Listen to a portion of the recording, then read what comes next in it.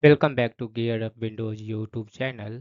In this video, we will guide you on how to delete saved passwords from Mozilla Firefox browser on Windows 11 or 10.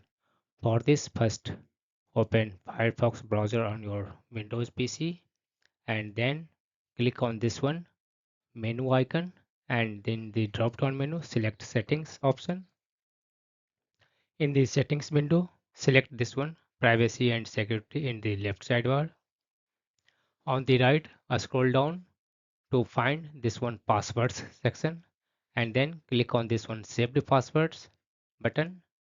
This will show all the passwords that you have saved for any domain. It will appear here in the left sidebar. To delete or remove login details from a particular domain, select this one domain option, click on the domain option. On the right, click on this one remove button, click this one remove button. Similarly, to remove more login details, select again the domain name, click on this one remove button, click on this one remove button.